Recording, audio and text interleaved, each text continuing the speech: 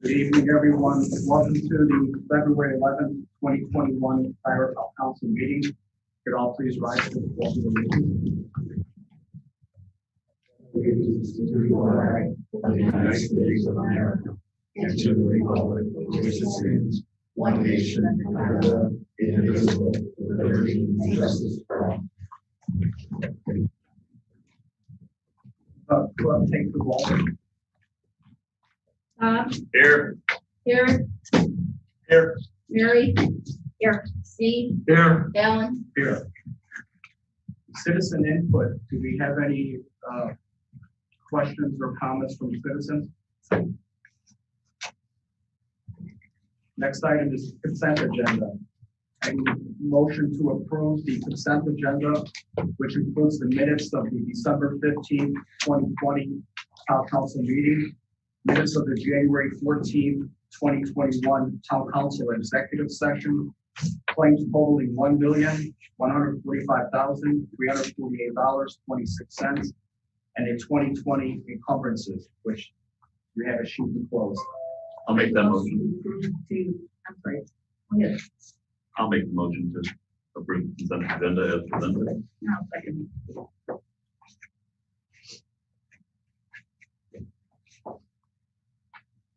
Do we have any discussion? Clerk, will you take the vote? Yes. Bob. Aye. Eric. Aye. Mary. Aye. Steve. Aye. Alan. Aye. Next announcements, town offices will be closed Monday, February 15th in honor of President's Day. Reports, town council, Councilman Starkey. Nothing at this time other than to express appreciation to our Public Works Department for handling all the snow we've got recently.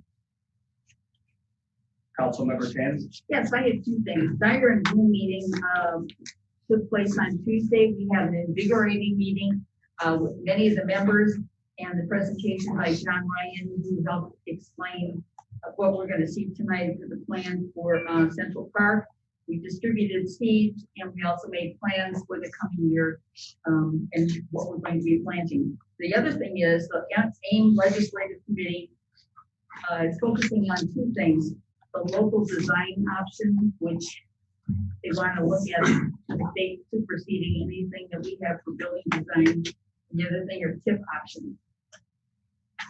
That's it. Thank you. Councilmember Schultz. Yeah, I'd also like to thank our public works, our fire, and our police. We've had a hectic couple of weeks since our last meeting. So thanks to all of our employees who've done a great job keeping our streets plowed and our citizens safe. Piggyback off of Councilmember Tanis, I am disheartened by some of the things that I'm seeing down in the state legislature, particularly taking away some home rule options for our ability to dictate through ordinances what we want the design elements that we see in our commercial districts and our neighborhoods. So I encourage everybody to please reach out to your representative. Thank you. Councilman Kramer. Same as everyone else, since we all welcome Winter Man this month. It came back like it normally does. Everything's in balance. Department of Public Works, Jeff, thanks all your crew for being out there. I've watched them around town doing a fantastic job, and they deserve some good kudos for doing it. And everybody else, including the police, the fire, clerk charges, everyone in downtown of Dyer has done a great job, especially when the below zero has occurred. The only question I have is, do we officially list warming centers in the town of Dyer? We haven't officially listed them. We have requests, we accommodate. We've had, when we've posted them, we've never had anybody. Usually it comes into play if you have a power outage, you know, that kind of stuff. We haven't had the need for it otherwise. I had a couple of questions when we hit zero or below zero. Yeah. I told them I would ask today. And Yeah, if we have a need for a power outage, we go out and make contact with, large areas. We've brought people down here and they can go to the police station in the lobby and that type of thing. Good to know. Thank you for that information. Thank you. Thank you. I would just like to kind of remind our residents to be aware, if you watch the news, there's an explosion of carjackings in the Chicago area, and we're getting some of that spillover. Please be careful at gas stations, even coming in and out of your driveway. Just make sure you're aware of your surroundings and look for any suspicious individuals. This is a regional issue, and I know Chief Hine, would you like to speak to that regional? Sure. I think everybody's witnessed or read about the increased carjackings and even increased police cases in the area. One initiative that Sheriff Martinez has done is he's created a auto theft carjacking task force and included many of the border towns in Indiana on it. We're going to try to get some Illinois agencies involved, but I think it's the networking that's going to bring some of this stuff to an end. At least if we stand united and work together, that will be it will let them know that Lake County residents are not going to put up with it. So it's a great first step. We'll see how it goes. We're concerned because this is happening when it's 10 degrees out. As the temperatures get a little better, it tends to increase a little bit. So we want to get ahead of it right now. This task force is one of the first steps, and we're going to assign one detective to it. He'll be communicating directly with the task force and bringing all the knowledge back to the officers. Okay, thank you very much. And to this date, we've had 0 in town. So we've had some residuals with the chases through town or attempting to flee back through town, but to this date, we've had 0 reported. It's good. We hope to keep it that way. Yes. Clerk Treasurer? Yes, I have 2 things. One, I have a check that I received from Brayden Insurance for a donation towards the clerk's office to help out people with their water bills. So Debbie and Karen took care of that, and we thank the Brayden Insurance Company for giving $400. Usually in the past, we had 2 civic groups donate largely in December, but because of fundraising efforts with COVID, they weren't able to do it the last 2 years. So other companies have. I also have a Dyer resident I'd like to thank, but I didn't have permission to use his name. But he did call me up and reach out during the snowstorm and bought all Public Works pizzas for 2 shifts. So Jeff and I organized it, and he just went and paid for it. He's done this for other departments also, in the police, and to my knowledge, I think the fire too, but I'm not sure about that. Because when you guys had calls, this was in the fall. So he's done it in the past, so we're very grateful for him doing that. Do we need a motion to accept that donation? Just for the $400 one? Okay, do I have a motion to accept that? motion. Do I have a second? Second. Debbie, will you take the roll? Eric? I'm Aye. sorry, Bob? Aye. Eric? Aye. Mary? Aye. Steve? Aye. Alan? Aye. Motion passes. Town manager? Well, Adam and I have been spending a tremendous amount of time on the Hammond water rate issue. We went through almost 10 hours of mediation. We both have had Zoom calls multiple times during the week. I'm giving my deposition on Monday. So I spent literally from 9 o'clock this morning till just before I came down here, talking to lawyers and getting ready for that. I got a weekend's worth of homework to do. So we're moving along. It's going to be a while. Where mediation didn't get us a settlement, but we're talking. But that's always a good thing. Court case is 1st and 2nd. I want to say March. That's our hearing. So it's up, building up to this. We have a big July, big January with a lot of stuff going on. Now it's getting prepped for March, and then you see where it takes us. But I'll keep you in the loop. But something worthwhile comes up that has some interest. Thank you. Town attorney? Just to build off of what Tom said, this Hammond case is moving at what for litigation is a breakneck pace. So what would normally be about 6 to 9 months of discovery washed into a month and a half plus motions. So that explains the intensive work from our end. The other thing too is what happened at mediation is confidential under the court rules. So if the council would like an executive session as to an update as to what happened and where we are, that would be the appropriate forum to discuss details. Other than that, that's all I have. Do you think there is a possibility of a settlement before we go to trial? There's always a possibility, but the fact that we're talking is a positive sign. Boards and commissions. Frank? On the water side, we continue to work on the water bond issue, 2020 bond issue, design work, the consultant engineer. I know that kind of instead of primary contracts under that, they're hearing, I guess, getting closer to completion in the design work. On Tuesday, there'll be a meeting with staff to kind of look over where those designs are at. You know, assuming that that goes positively within the second half of February or beginning of March, we're making a position to advertise for bid on those projects. On the sanitary side, as I understand, the phosphorus project, the bid opening is going to be next Wednesday. So we'll get an idea of where that project comes in dollar-wise, and obviously the opening for the project and get that part of our treatment completed. On the collection system, you know, talk about our flow analysis, obviously that data back in and targeted on the severe areas, high priority areas, and basically put together, essentially put together the framework of the plan to continue the investigation, hopefully remediation of those areas. And that's in the south side of our town, which has always been our most severely impacted area in regards to infiltration. Was that correct? Okay, thank you. Chief Hine? Activity report for January, 717 incidents, 40 arrests, 27 accidents, 251 citations, 332 warnings, and 62 ordinance violations. We did stay busy during the snowstorms, calls for service, plus trying to get as many cars moved off the street for the plows as we could.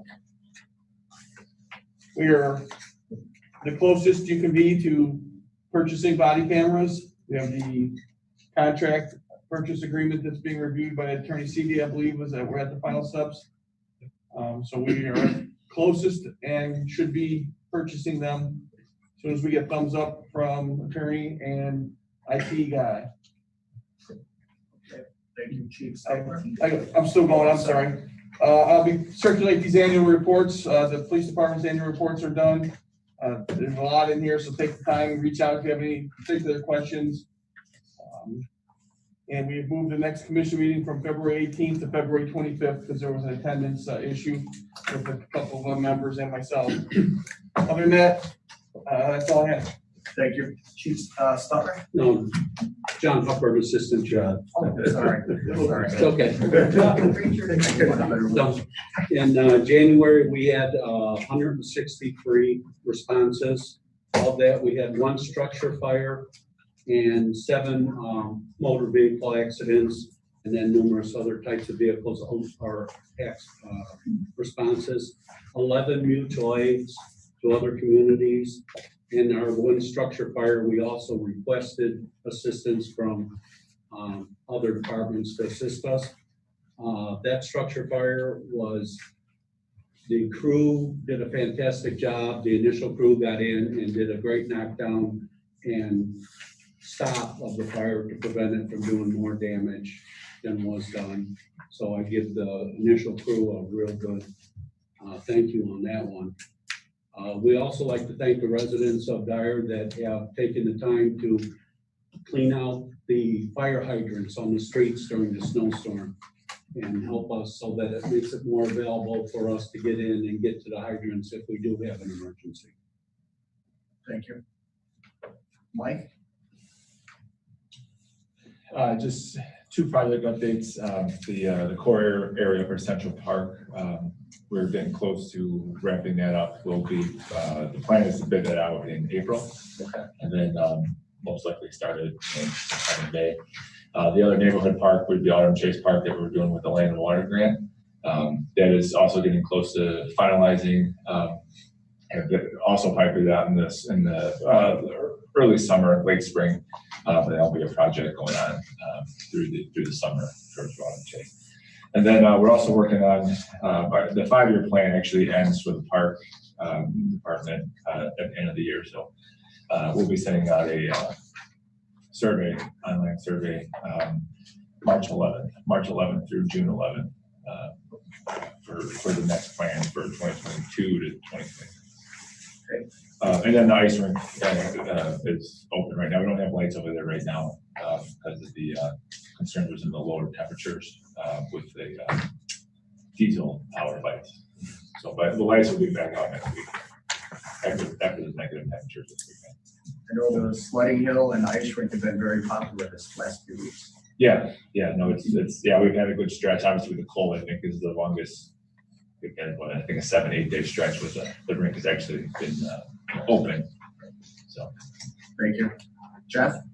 At the water plant, we are making some adjustments with Offshore Electric to the with controls work at the water plant where the before we used to have a lot of main breaks on that. Main last year, we're doing some modifications where that will hopefully eliminate the I guess for the better term, the fluttering of the actual valve at the water plant. So that's ongoing right now.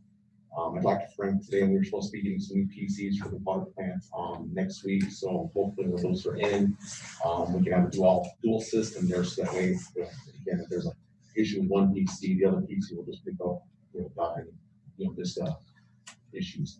At the wastewater plant, options also over there, getting some conduit in place and getting everything ready for the inflow pumps, the new inflow pumps that we have at the plant.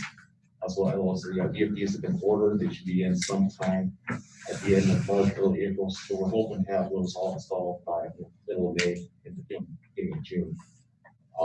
Mike and I have been looking over landscape proposals for the upcoming this year maintenance for the town.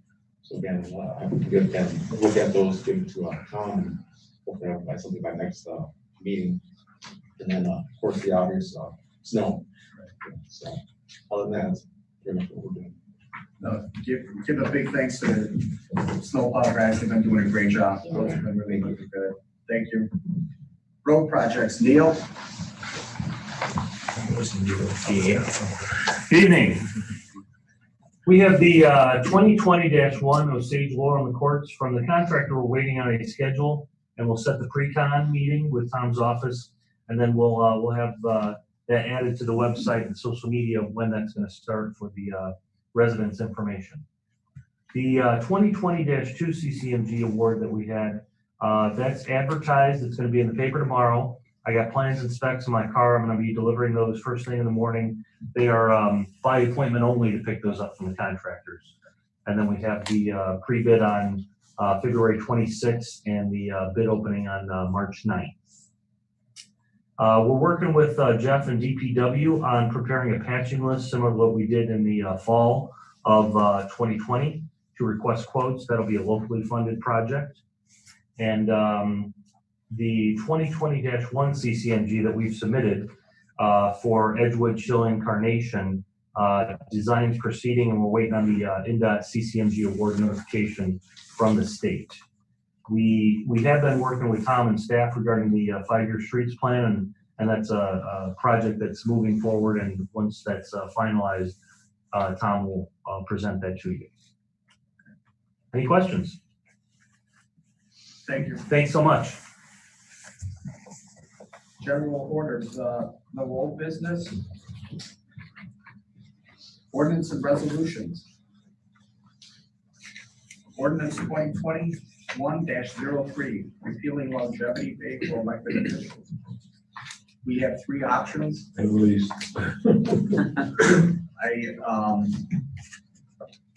I believe the option that we are looking at is option 3.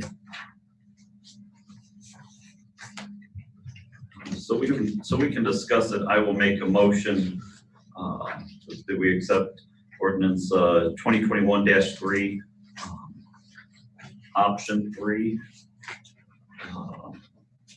which pertains to repealing longevity pay for elected officials.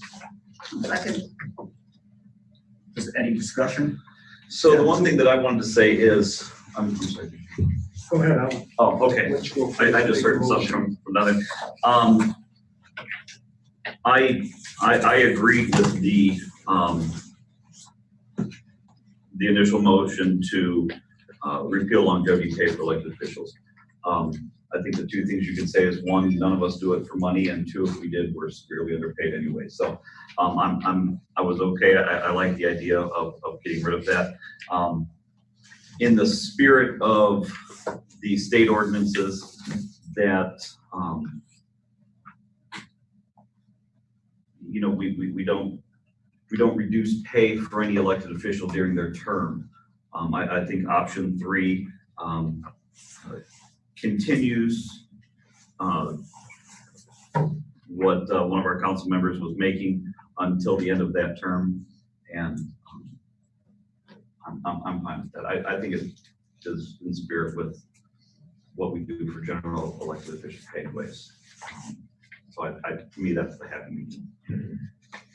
I respect your opinion, but I believe that the discussion was to eliminate it, and when I last looked, it was only option 1 and option 2. Option 3 seemed to be in a last minute addition today. I did not see it. I was at work all day. I wish we would have had more time in a study session, but if you're looking at a happy medium,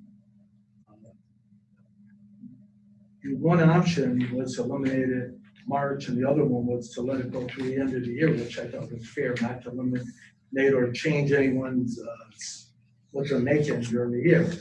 I don't know about the spirit, but the state law and regulation is very clear. Our attorney sent it to us. It's not included in there. So if it was my choice, I would say the medium, happy medium, is let it go on to the end of the year and then change it there. When I originally proposed this as an option and asked our attorney to draft something up, the intent was to divorce the longevity pay from elected officials. I just felt that our daily employees, it's certainly it's a perk to incentivize retention, whereas elected officials, we take that choice whether or not we're going to run for office. We don't do this so that we can get longevity pay. My first choice would be option 2 and just immediately eliminate it. All that being said, I'm not going to hold this up over that. I do believe that was the intent, though. That was the spirit of this, was to eliminate it immediately. Any other discussion? Only, Councilman Brooks? Yes. Only thing, just for a little history, the longevity went into play in 1993, so it's been here 28 years, and there has only been 6 people to collect. In 2019, we had 2 people collecting for $5,000 and $2,000, and this last year, 2020, only Mary. Steve and myself Steve, I don't know if you ever collected, when you have a break in service, you do not get it. So I had a break in service, so I didn't get it, and that's fine. But it's like you do what the ordinance said, but I just wanted you to know the history, and only 6 people collected in 28 years. Break in service that Debbie's talking about, you don't go back and get credit when you come back. I don't think you do that for employees either, to tell you the truth. Right. For employees, this is a small percentage of their pay. For an elected official, it could be 20, 50% of a pay bump. Mm-hmm. It was not intended for elected officials, in my opinion. That's why going forward, I wanted to eliminate that for elected officials. I just wanted you to know the history. And so the record's clear. I was a councilman back in approximately 2010, and then I came back again now, and there was a definite break in service, as opposed to others. I know there, Debbie Astor has collected it because she had multiple terms. Mary Candace has, I believe, Joe Cinco. I don't know if there, from memory, if there was somebody else. Pam Perrott, Tom Hoffman, and Paul Hayes. Okay, so there was a few, but I agree that it was, at least in my view, the intention was not to provide extra for elected officials. We're elected based on voluntary choices. We run for this. Hopefully we're all doing it because this is what we like to do. It's not about money. But it seems like choices have been made on this decision. So I will go with the council on that. Thank you. Debbie, will you take the roll? Bob, Aye. Eric, Aye. Mary, Aye. Steve, Aye. Ellen. Aye. Motion passes 5-0. Next, we have resolution 2021-04, the 2021 lease purchase vehicles and equipment.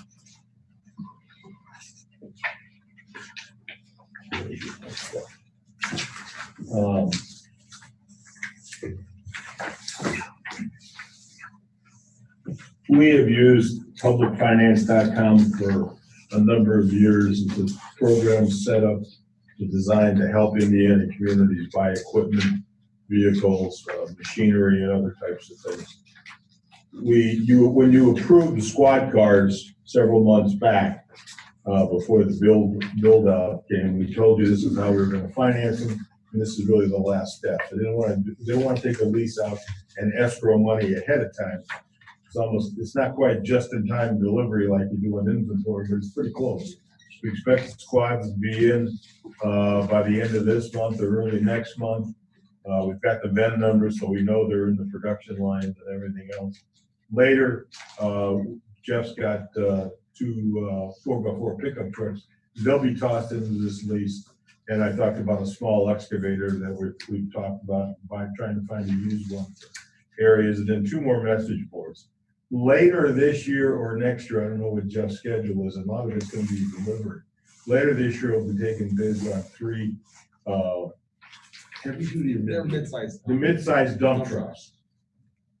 So they won't be in the 2 1/4 area, but they'll be in excess of $100,000 a piece with fully equipped. That'll be a separate lease. And we'll take those out once we know when they're delivered. It may not be if there's a long, if there's a long lead time in those things. You may not actually approve that lease and put the money in escrow until 22. So it's either a 21 or a 22 date, and that'll be something you can do down in the future and stuff like that. The beauty of dealing with publicfinance.com is you set your dates for when you're going to make your payments. They're out in the future. These particular vehicles go on a 2-year cycle because we're rotating cars out. Every year we're buying 4 cars, so 4 are paid for this year, 4 more go on. So the payments come the same, and it keeps our cash flow going pretty good. The excavators and the dump trucks will be paid for by multiple funds, some of which have a vehicle and equipment replacement program, others Storm in particular. So we'll have those things. So that's that. If there's any questions, but this is, we appreciate it. Adam's looked at everything. Yeah, I reviewed the lease agreement. Nothing in there jumps out at me as strange or unadvisable. And the provisions of the lease require official action of this body to approve. By the resolution. I would point out the interest rate, excuse me, Alan. The interest rate is 100 basis points less than last year. So we're at 275, which is nice.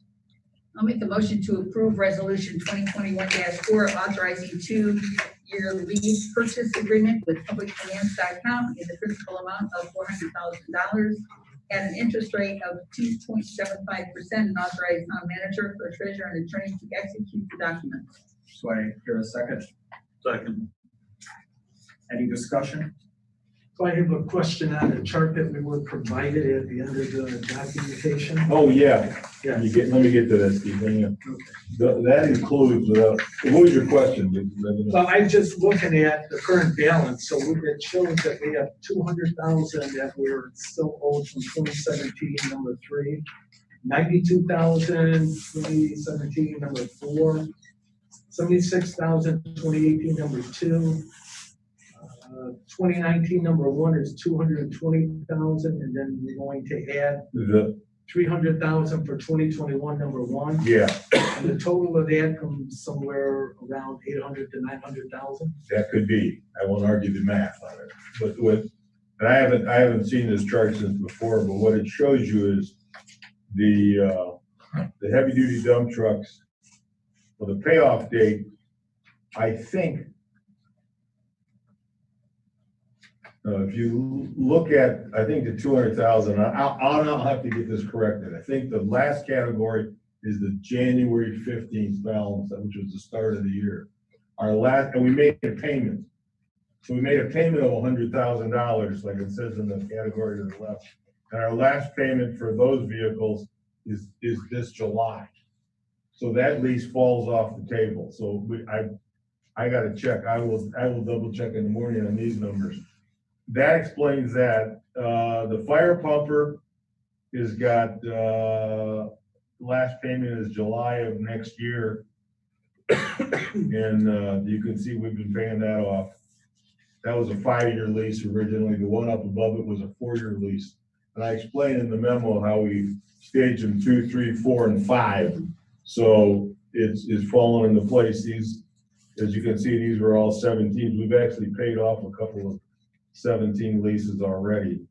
The 18 leases when we did the fire, the warning system and the fire apparatus, that lease is paid off. The computer software should be running to be July of this year. It'll be paid off. The squads are paid off from the 18 leases. We talked about 4 squads each year, and they go in with other issues. So the items I brought up were all still open items. yeah, That will not either be paid off till 21 July or 15, 22. 2021.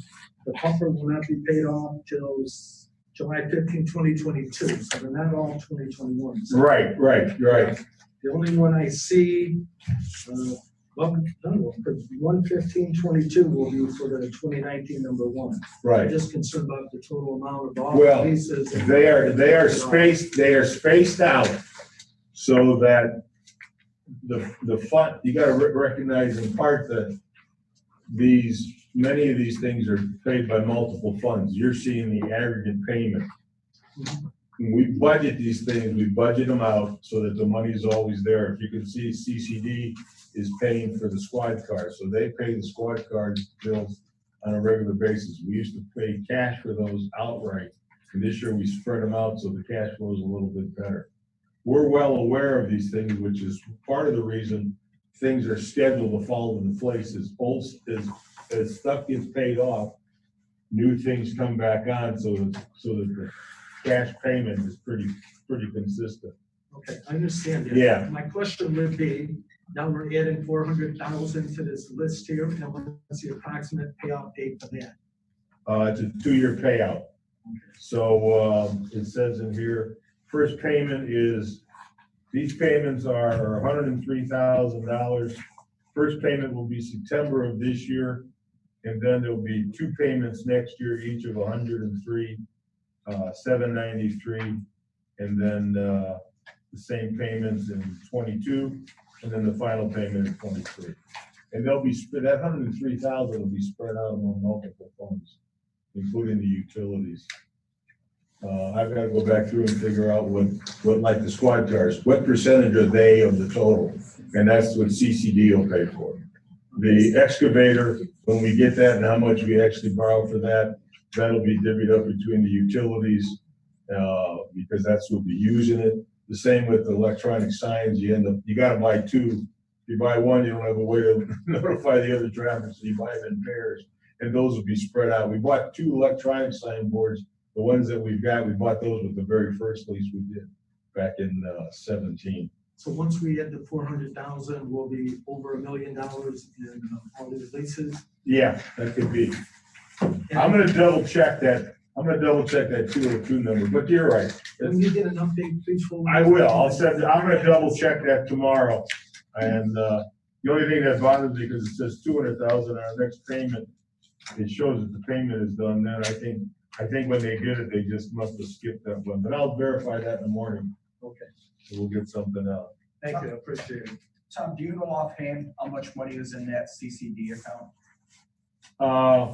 Yeah, it's well over. It's in excess of. You get about $500,000 a year. Okay. And the current balance is probably almost that much. I got the report upstairs, but it's a fund that we get a known amount, so we pretty well dedicated that for equipment and vehicles, because the money gets replaced each and every year, and you can use it for a variety of expenses. But we planned this out back in 16 and 17. We have a schedule for virtually every piece of equipment and fire apparatus as to when it's scheduled to be replaced based on its life cycle and everything else. What happens like in DPW, Jeff's got a schedule of what's gonna get replaced, and he looks at it. And if something's in good shape, it may stick out another year, but these first couple of years we're catching up because we had long tails on. But we've been lucky with, same with police, they've got a list of all their cars, and hopefully none of them get totaled, otherwise they just fall right on the list. And Dave, I think we've gotten rid of most of the old ones, if I remember right, is that correct? Yeah, we have a couple that are, hanging around because of the great condition and low miles, but, this last round here that we're getting in next month should eliminate almost every Crown Vic that we have still in the Yeah. fleet, dating back to some 08s that are still driving around. So, Okay, if you could, I heard you say that you have planned it out for the future too, for each department that. yeah, we've got a schedule for Yes, everything. I'd like to see that schedule, Sure. so I get a whole view of sort of a global view of what's going on for every department. Ensure that we're providing all the necessary equipment as needed. Thank you. Well, that's what we're doing. We've got other memos from previous, we'll find those and get them to you. Thank you, appreciate it. Did I have a resolution to, Yeah, there's a motion and a second. Motion. okay, so any other discussion? Hearing none, Debbie, will you take the roll? Tom, Aye. Eric, Aye. Mary. Aye. Steve, Aye. Ellen, Aye. Resolution passes 5-0. Next, we have resolution 2021-05, solid waste recycling fee increase. If you go to the third page, you see the resolution. It really is pretty simple. There's three components to the solid waste fee. There's a local $3 charge that we use for labor, administrative costs, and brush pickup, and that's been eroding over the years, but we're gonna keep it the same way. The recycling fee went down from $1.02 to 83 cents. That's positive. That's what Republic charges us by the unit, so that's what makes it a little cheaper. The $17.96 for the collection fee is 2 years worth of increases based on your earlier discussions. So that's what you would adopt. I think I'm right at the bottom where we talk about the timing of everything. Because the bills go out, they go month to month, so they follow, so I think it's April is when people will get these bills and go into effect. We'll get charged likely this month. I just got the recycling fee about a week, 10 days ago, so we really didn't, they didn't know quite what they were gonna do with it. Do I have a motion to approve resolution 2021-05, solid waste recycling fee increase? I'll make that motion. Have a second? I'll second. Any discussion? Yeah, in 2019, we discussed trying to offset the increasing fees that were being passed along to our residents. And we did so, and I understand that as costs continue to go up, we can't continue to absorb all those increases. I'd be comfortable with maintaining where we froze it and then just adding any additional costs that Republic is charging us. What I'm seeing here though is we're above and beyond that. We are eliminating the pay freeze from a couple of years ago. We're right back on par, so we are not absorbing any of that cost for the residents. You absorb, that's right, because last year you absorbed that cost and it depleted your fund balances pretty significant. And it's gonna give at some point in time, if you relieve it. When we get about $80,000 a year from the Lake County Solid Waste District that we're supposed to use for projects and things like that. Last year we actually used it to absorb part of the recycle charge. I couldn't think of what I wanted to say. But you know, right now we're not buying Hvac or some of those other things, and that's where the money comes from. That the $3 fee was originally $2, and then $1 was put in there solely for equipment. Well, we've been kind of stretching that a little bit because $1 is not enough to generate much, but with the labor costs dealing with brush and leaves and other kinds of activities, this is much more than picking up your garbage. it's a lot of other activities. It's the white goods, it's the brush, which is almost a year-round kind of proposition. And doing that kind of stuff. I mean, you want to subsidize it, you're eventually gonna come into that fund with a very low balance, and then you're gonna have to figure out how you're gonna raise it. And that was the conversation from a year ago. And then after we did that, this is my understanding of the direction that I was given, was to go back and reinstitute it. You've got the same problem in the other utilities. I know nobody likes to hear about it, but those things are costing us money. You can make your decisions, but it's just a math problem. Where does what fund does that $3 go into? It goes into the solid waste fund.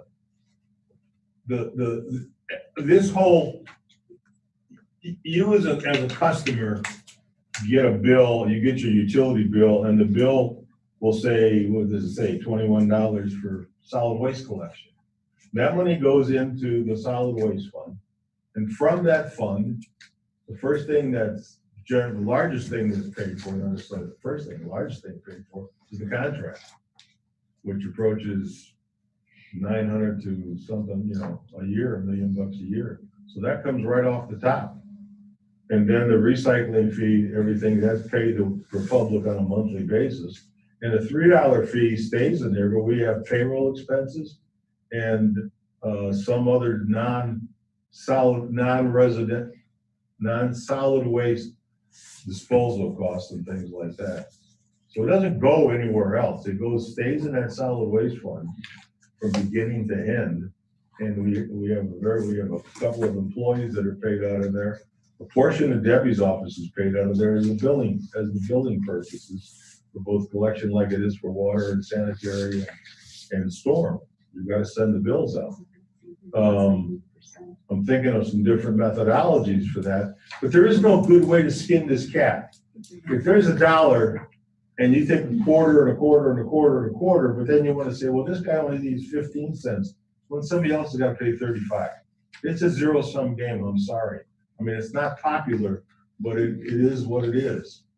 If you can come up with a better way of making the fee disappear, getting all the services done and everything, I'm all for it. I mean, we've delayed this $3 fee at least 3 years, I think.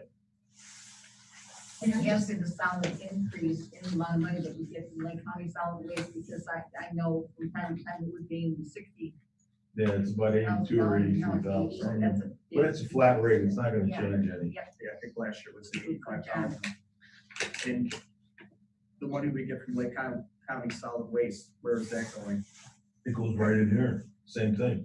The solid waste fund receives proceeds from Lake County Solid Waste, residential collection things. And if we got a grant or something like that, but there aren't any more grants for equipment like there used to be back in the day. Which is a big change. It's pretty much a stagnant fund. The only thing you've got going in there is increased costs, not increased revenue, unless you raise the fee up a little bit. I think everyone understands the increase in fees and costs, but at some point we got to take in consideration our residents that we're charging. We're going to have to prioritize our spending. I think this is an easy item, and you said if we don't move it up, that's what I heard, and that fund will start to deplete even more. I think we hold the line now and we sort of bring it in a little bit at a time over the next year or two. That's my thought. Yeah, I would recommend you stop recycling. Stop recycling. I don't know if that's what the residents want. Well, I mean, what do they want? Stop brush pickup? Stop shipping? That's the question you gotta decide. If you stop recycling, you still have your collection once a week and stuff like that. You get rid of the every other week recycling, you would save an 83 cents times almost 6,000 units, whatever we got up here, 574. Okay. So that's money you would save. I never talked about stopping anything. What are you talking about trimming stuff? Holding the line and maybe bring in the increases of charges and additional fees for our residents at a smaller prorated rate each and every year, but not jumping up, because we're looking at all the other ones. If in my view, this is my view, I'm just letting you know, you don't have to like it or not. I'm just telling you, don't like raising and nickel and diming on every little thing on the residents, because they're paying and they may be at their max. So my suggestion is, as a council, I wish we would have more study sessions to discuss and figure out other variable ways, like at all of our funds. That's what I would. Well, okay. Some time ago, the council approved a 4-year agreement with Republic, in which it had the built-in increases in the collection side, and the only variable was the recycle processing charge, and that was going to change each and every year. And as it said, it went from $1.02 to 83. A year ago, we subsidized all that stuff. Then there was direction from the council to reverse that course of action. So at some point in time, you've got to decide what you're going to do. Look, if you want to subsidize it, we'll calculate again what's going to happen, and you can get by with subsidizing from your cash balances, but only for a while. It's just like your savings account at home, it's simple.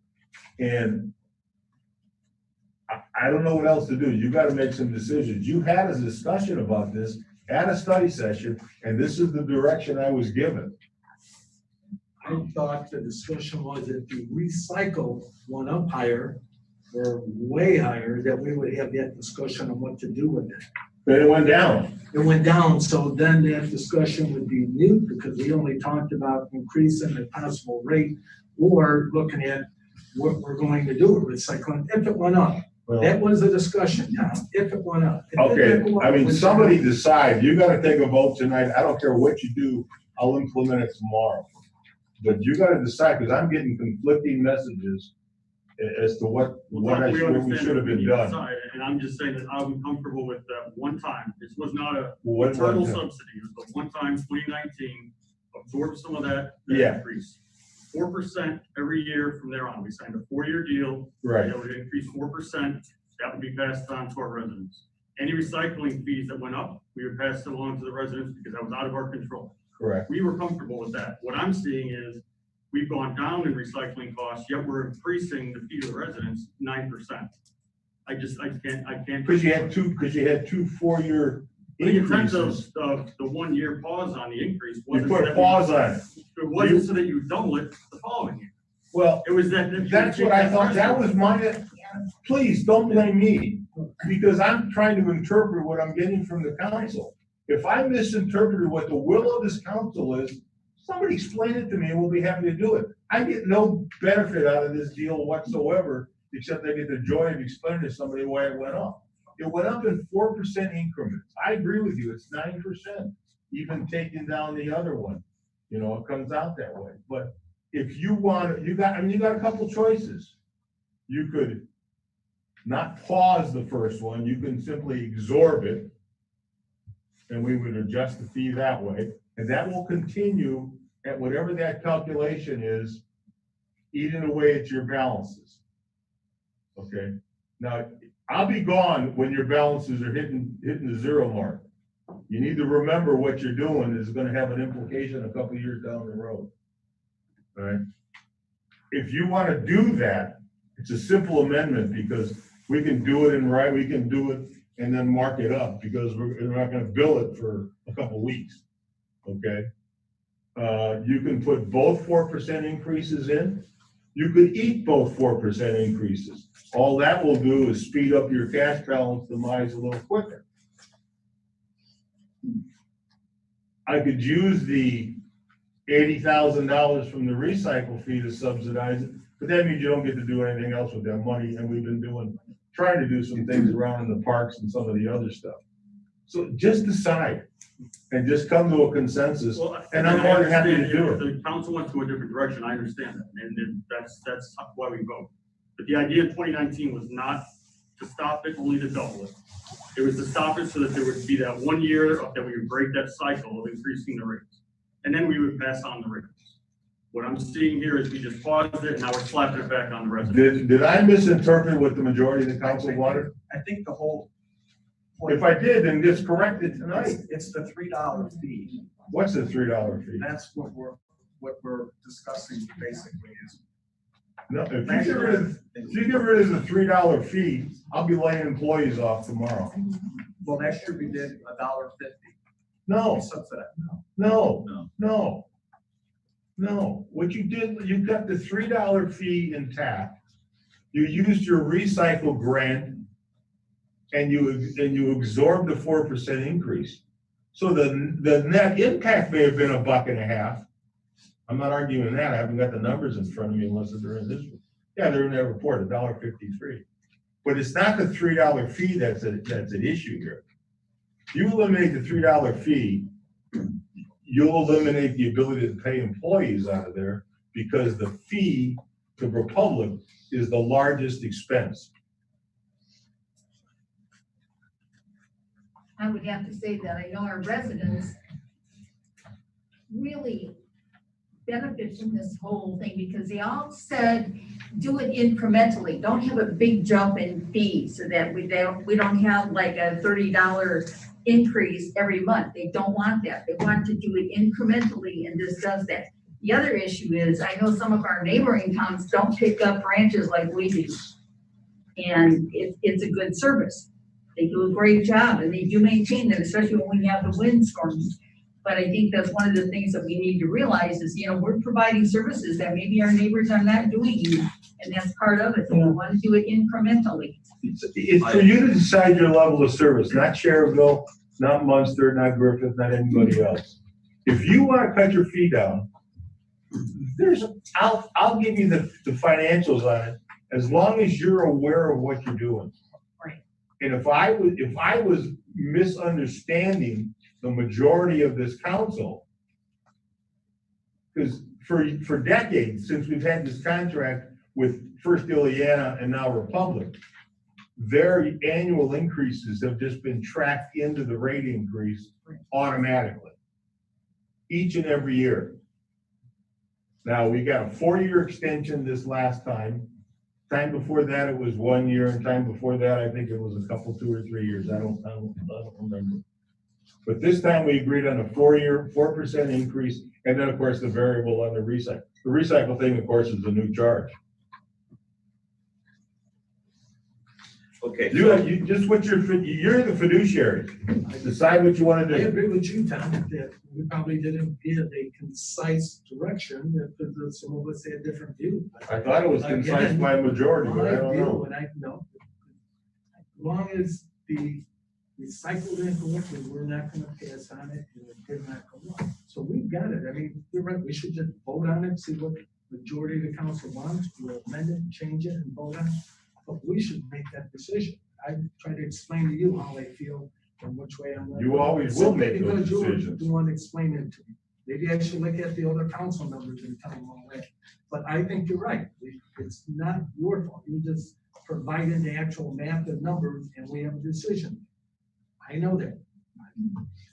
My only piece of it is, I was the one who initially said, let's bring it back in line with what the actual costs are. Recognizing that what we're going to be talking about in our study session are increases to all of the different line items that we can control based on what projects we do. This is something that for the most part is out of our control. This falls under, to me, in my estimation, the cost of doing business. If next year we get a recycle processing fee of $2.75, we'll look at it again.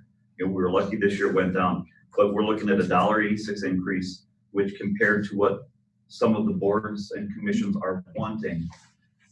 This conversation, though we should be mindful of every penny that's being spent, this conversation is spending $1 to pick up a dime.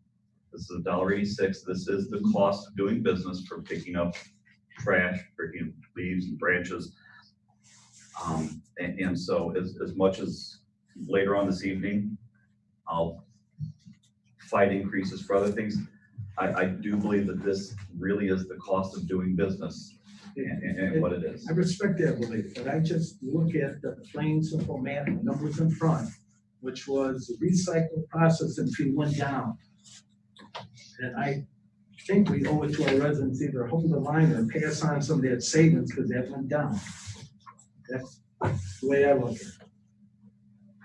Bill, Yeah, just let, last 2 points. I mean, if you look at the original schedule, we would have been at, I believe it would be, including the dire fee, 2150. Instead, we're looking at 2179. So we're talking about here is 29 cents that we're passing on that I don't believe we need to pass on. We've got the ability to pass that on. The second point that I'd like to make is this is a perfect discussion for a study session that should have been discussed at our January study session. I did not get the recycle fee. I did not get the recycle number until after our meeting, and I believe that I was given direction on this last year. Okay, I didn't realize I had to You still don't think relitigate. it should go to a study session? Huh? You don't believe it should go to a study session? I don't care what you do with it. I like to call. Because if you go to a study session, I don't care if you don't adopt it till July. We won't implement it until July. This only happens, the bills are gonna come in at a higher rate. You're gonna pay those bills. What you, as the elected officials, decide you're gonna charge your residents for this fee in this program. Don't do anything. I'd like to call the question. Question's been called. Clerk, will you take the roll? Bob, Aye. Eric, No. Mary, Aye. Steve, No. Alan, Aye. Resolution passes 3-2. Alan. Adam, do we need to go back to ordinance 2021-03 for a second reading? Yes, this is an ordinance, so we should, and it passed unanimously, so you can do it on second reading. Thank you. Just so we don't have to. So we need a I'll second make reading. a motion to suspend the rules for ordinance 2021-3, Do I have a second? option 3. I'll second. Any discussion? Hearing none, clerk, will you take the roll? Bob, Aye. Eric, Aye. Mary, Aye. Steve, Aye. Alan. Aye. Okay, that motion was to suspend the rules. This motion here on, I'll make a motion to Adopt on second reading. adopt on second reading, ordinance 2021-3, option 3, repealing longevity pay for elected officials. I'll second. Any discussion? Hearing none, clerk, will you take the roll? Bob, Aye. Eric, Aye. Mary, Aye. Steve, Aye. Alan. Aye. Ordinance passes on second reading 5-0. New business, the 2021 employee health insurance renewal. You got a rate hold. I would suggest you approve it. I can't change it. And I would suggest you congratulate yourselves on a good program, because we've established good balances, we've had a good claims year, which is the most important thing, and, we'll go from there. And then consider the second item about the EAP separately. First motion I'll make is to approve 2021-2022 medical renewal with Cigna Insurance. For the entire package. Short-term disability, life, all those kinds of things, one big package. I'll second. Any discussion? Hearing none, clerk, will you take the roll? Bob, Aye. Eric, Aye. Mary, Aye. Steve, Aye. Alan. Aye. Vote passes 5-0. Next, any and all. Oh, well, Wait, we need I'd the like to, perspectives thing, please. I'd like to make a motion to approve proposals from Perspective for a comprehensive employee assistance program, EAP, in the amount of $2.55 per employee per month, and authorize the town manager to execute the necessary documents. Do I have a second? I'll second. I think that's a good program. It is. Any discussion? Clerk, will you take the roll? Bob, Aye. Eric, Aye. Mary, Aye. Steve, Aye. Alan. Aye. Vote passes 5-0. Next, any and all, any other business?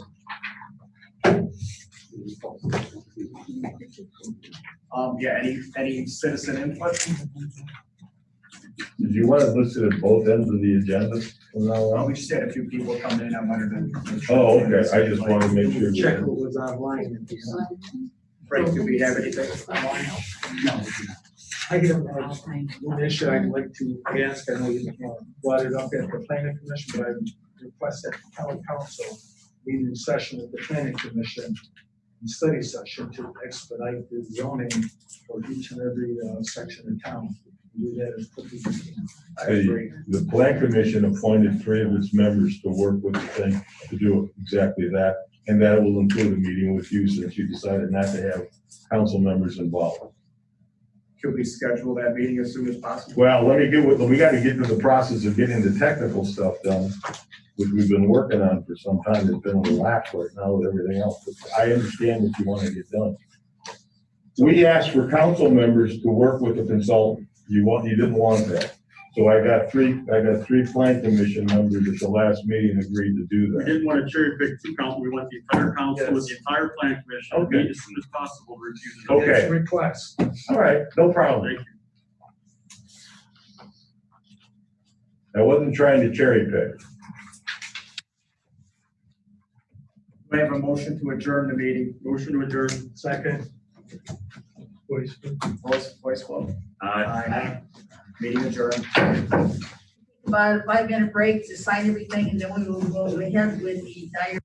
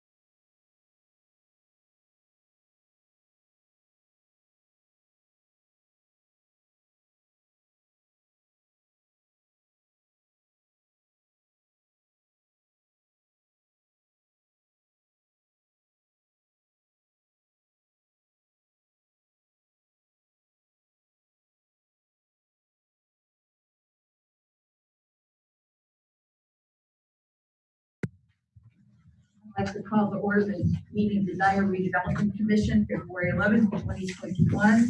We have called the order with the pledge of allegiance. The roll call, I would like to add Ann Devlin, who's our representative from the Lake Central School Board, and welcoming her. We have before you a consent agenda that consists of the minutes of the January 14th, 2021 redevelopment commission meeting, claims totaling $18,218.33. We have a motion to approve the consent agenda as presented. So moved. Have a second? I'll second. Any discussion? Roll call, please. Bob, Aye. Ellen, Aye. Eric, Aye. Steve, Aye. Mary. Aye. Next, we have general orders for the old business fire station number 2 update on landscaping, and you have information before you. I would have to say John Bryan did a magnificent job the other day for our Dyer and Bloom group and explaining this, and it was nice to hear. We had another spin-off group that stayed and gave them some suggestions on native plants to be implemented in this as well. Tom, do you have anything else to? No, I'm looking back, there should have been more. Oh.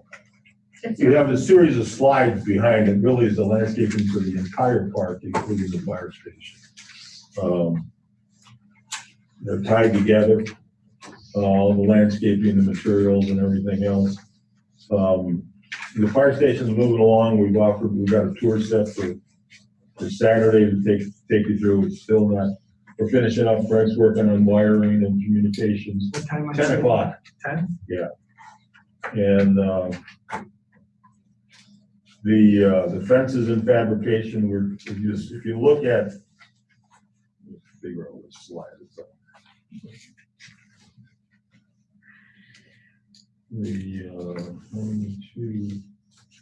Look at slide number 3 or sheet number 3. You see the dark line running down the left side. That is the screening for the non-compatible uses, which is the single family homes just to the west of us. We may put that inside the fence and move the fence over as far as we can. That's a field decision we'll make if we ever see the ground again, but it'll be there. I've instructed John to begin to prepare the specs for bids for both the landscaping and we'll get an irrigation proposal and things like that. We want to tie in, Mike and I have talked about tying in all the landscaping maybe into one contract for the 2 jobs, although they'll be done separately. At least I think we'll get a better bid with the magnitude of the work. The park stuff, until we do the core, there's going to be no landscaping.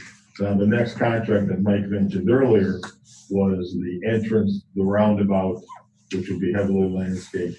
And then the core area, which is around the concession stand, and that'll be landscaped, and the playground equipment will be installed. So all that'll be done under a separate contract. I've asked Tom Kuhn to come up with a structure and enclosure for the sign. And we'll look at those things as soon as we get them, match up the bricks and everything else and go from there. We're talking to a couple of sign companies. We got another meeting next week with somebody.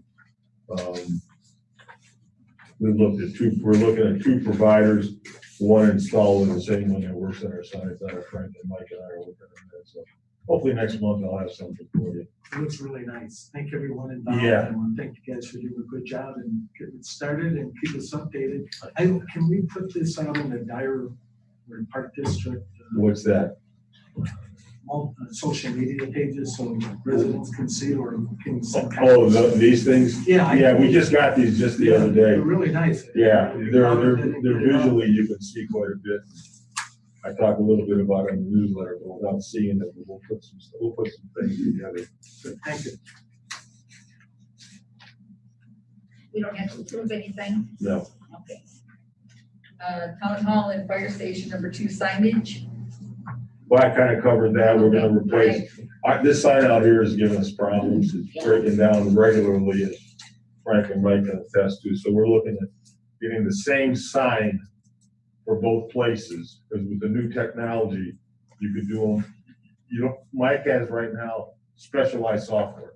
this stuff will be done by smartphone where other people can do it. You can do it from different locations. So both sides will be exactly the same, so you can program them the same way if you want to.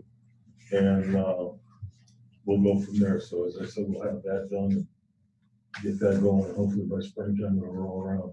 We figured June or July for the preemption stuff. There's a 6-month lead time on some of those things that we talked about last time. So we were working on it earlier, but unfortunately the employee that was handling that got sick and passed away. So we got kind of lost on the way in the shuffle. So, but Jeff picked it up when we got it going. So Do we have any citizen input? Hearing none. Any and all? I have one. Yes. I don't know if this is the venue for it. I think a couple of us have talked on the side about it, and I'm perfectly okay being shut down here real quick. The name Fire Station number 2, is there any appetite for naming it something more specific, like Central Park Fire Station, something that designates it where it is on the north side versus I think number 2? my 2 bits, when you first came up with, well, it's other uses, and my comment was it's a fire station with 2 garages in the back. I think the concept of Central Park Fire Station, it gives it a sense of location. Yes. And we're nowhere near it. That's just a matter, that I think is better idea, because we couldn't, it's not, I don't want somebody seeing police and parks facility and then going there. There's nothing there. Right. So, yeah. I Central think Park, just the word park in there gives it some emphasis that it's a park too. well, but it's not park for use. Right. It's where it's at. Yes, yes. Fine with me. I'm fine with it. You guys all right? Any other Because that's discussion? all I have the signs, I mean, design. I don't know, I mean, Is that a motion or just that, hey, let's talk about it? it doesn't sound like we're putting letters up on the building tomorrow. Well, but I'm gonna tell you, I ain't putting letters up on the building until I get it approved, so. You can make the motion. Make the motion tonight. Put it It's on a next meeting. month's agenda, you can do that. Will it be backlit or not? Yeah, it'll look like the sign out front in terms of the top. And then the sign itself will be an LED sign with very much better resolution, Okay. significantly better resolution. Do I have to make that motion? I'll make a motion to name the fire station number 2, the Central Park Fire Station. One second. Any discussion? Roll call, please. Bob, Aye. Ellen, Aye. Eric, Aye. Steve, Aye. Mary. Aye. All right, that was a good decision, quick decision. Any Thank other you. comments for any and all? We have a motion for adjournment. So moved. Second, Second. all those in favor, voice vote. Aye. Aye. Thank you for coming.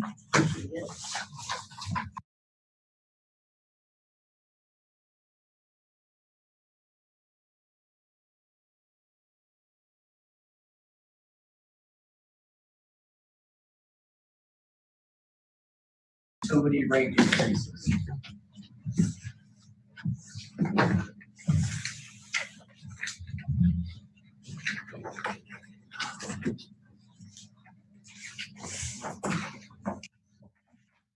Your utility board and your storm board are scheduled to give you a recommendation after this month's meeting. That's where we left it last month. They wanted a couple more things, so. You asked to put it on the agenda. They're not done with it. That's all I can tell you. I would just say from having, I admittedly haven't attended the stormwater board session, so I'm not fully aware of what they want to do, but on the utility side, both water and sanitary are looking for increases. So if nothing else, we need to be ready to have the conversation about what projects need to be done, but also fight with the same tenacity that we just did over 29 cents or $1.86, whatever it was, because we're going to need to find the balance between being the first, municipality in the area that has, depending on whatever happens with Ham and everything else, do we want to be the first one that has a $150 utility bill?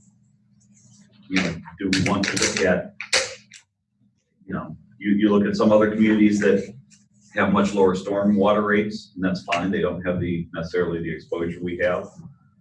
So, is that a place that we start scaling back in order to, maintain some other services, water, sanitary? We know we have some issues with sanitary we'll have to deal with at some point. So if anything, my point to say on the utility rate increases, when we get the information from the board, nobody wants to raise the rates, but we're really going to have to look at see when the projects are, what the projects are. I mean, it's going to be tough. We don't want to raise the rates like that, but I don't know what that means if projects are put off indefinitely, which you certainly can't do with infrastructure. If we go slower with it, I don't have the answer. I think that stormwater really did a great job. They actually went through and tried to figure out which projects can they do in what order, so that if we have to cut back, that we have a system for doing that. But again, we have to decide which projects that we are not going to fulfill if we don't do the utility rate increase. Well, let me just, and I realize nobody wants to charge anybody anything. When I was asked to come here in 2016, I was told we need to really catch up on our infrastructure. We haven't done a lot of stuff. We're far behind. And while you may think we've been working at breakneck speed over the last 5 years, which we have, we're not ahead of the curve. I still have 1 and 2 Taser streets that are there that I was hoping would have been gotten rid of last year. We did 1 year of patching, which means we had some extra money. Everything else has been put into reconstruction and everything else. You're finally at the point where we're maximizing our community crossing money. We're using bond money, although I had to substitute some bond money for storm money because of some projects they had coming up. We're making headway in Northgate. The problem is we're making headway, but we barely got the nose under the tent. It's $11 or $12 million for that. And it's not going to get any cheaper. You go down south of 213th Street, there's some of the worst streets we have left in town. Somebody tells me this is one of the worst streets in town. I said, no, it probably is the worst street. But it's $650,000 to do one small project, and it's millions of dollars to do the rest of them, and that's just the storm storage. Okay, we got to have outlets to do different things. You can decide you're not going to do something. There's going to be a consequence, and that's going to be the streets. We've picked off some big projects. Oh, Barron's Vinaldi is a big project. Yeah, we got it done. It was supposed to be done in 5 years, got done in 2. We've done some other things. Mary talks about what the storm board did. We're looking at Sandy Ridge at the pump station. It's $1 million just for that one thing. And then we'll do the streets as it comes along. But that's one little subdivision. I got these things all over town. We've been fortunate on the 2-stage ditch to get the hospital involved in it. We're pretty confident we're going to get money from Little Cal. And we've got a $100,000 grant. And the RDC kicked in the money for the housing stuff. With that, we're in pretty good shape. We're talking about shekels coming up out of the stormwater budget. $1 million of stormwater is not a lot of money. Right. The projects are huge. We're down to those areas in town that need some service for quality of life and property values. So when you talk about wanting to cut, you're going to be making decisions that are going to affect the quality of life for people. That's all I'm telling you. I understand you'd like it to be free, but it can't be. Now, one of the things I proposed, and Bob's made it very clear, he doesn't think there's votes in the council to approve the rate increases. Okay, but I've told the boards, you've got a responsibility to tell this council what they need, and then it's their job to take that on. In 2009, all the boards, Frank was on the sanitary board at the time, and all the other boards recommended fairly substantial rate increases to the then council. $5 is what they were told. And that's what the rate increases were, $5 for each utility. Now, I'm the storm utility, and my fee is $6, and I got $5. That sounds like a pretty good deal. Except they probably should have been at 15 or 18. I know we have the highest stormwater fee in the state, and we also have the most problems of a lot of places trying to keep things going. We got 32 square miles of water coming through from Illinois and other kinds of stuff that you got to deal with. It's location, location, location, you know what I mean? And so you're faced with those kinds of dilemmas. You've got to wrap yourself around what you want this place to look like down the road. And you want to tell somebody, you know, we got you on a 5-year schedule, but now we just kicked you to a 10-year schedule. Those are the choices you're going to have to make. It's going to be Sophie's choice. There isn't a good one, you know, so that's all I'm telling you. One of the proposals we're looking at is to split the rates in half, if you will. Do some now and some a little bit later, but plan them. Because what the boards need to have and what we need for the budget is some sense of what the heck we're gonna have for money to do planning and stuff like that. We can't be willy-nilly like we used to be. We're telling Neil, oh, go design these streets. And then what would happen was it'd take them 6 months to design a subdivision or a street rather, and stuff like that, and it'd be late in the year. We're designing a year ahead of time so we can keep pushing this thing. That's the only way it's gonna work. That's how you get your community crossing money. You get no community crossing money for utilities, except you get a little bit for the storm sewers. You don't get for the big sewer, but you get all the connections. We can throw that into the street. So that's one big advantage that we've got, where our storm costs have come way down. Ference Minaldi was almost $6 million. Most of that was street work. Everybody kept talking about it's a big stormwater project, and it was big. The two utilities, water and sanitary, paid less than 5% of the total project. Storm paid a little over 45%, and streets was 60%. So we ended, or whatever the math comes up, it was substantial 55%, I'm sorry. So the point was, where we're grabbing the money at. And, you know, we're down to projects with that need sanitary and storm and water now. And that's why when you look at those rate studies, it's the capital that's driving the things. And if you want to cut the capital down, it's an easy thing to do. That'll lower your rate, but will also come into consequence in terms of your stuff. If you split it up, we've still got some decent cash balances in a couple of the utility funds, not so much in sanitary, but water is okay, although I gotta wait a couple of months so I can pay off the next water project that's coming up because I don't have enough cash there. I can do Sandy Ridge this year, and that'll pretty much deplete storm. But if you spread them out and stick to it, you might be able to squeeze some things through. The other reason we talked about we asked for $1,250,000 in capital in each of the 3 utilities. With the idea being that we're spending well over $1 million a year now. And I'm not talking about the water project, those are off by themselves. But some of what we can do, we've talked about, is you could use some of that capital funding in a sense to float some revenue bond issues and peel that off. So maybe I only got $1 million in cash and a $250,000 payment for a bond. And that gives me a big chunk of money to do a project that we can't do otherwise. Because you got to get in the Northgate, you got to get the streets, and the biggest thing in Northgate is getting the detention ponds set up, and then whether we do soccer fields or not. If we don't do soccer fields, Mike puts them in Central Park. If we do the soccer fields, we get 2 things.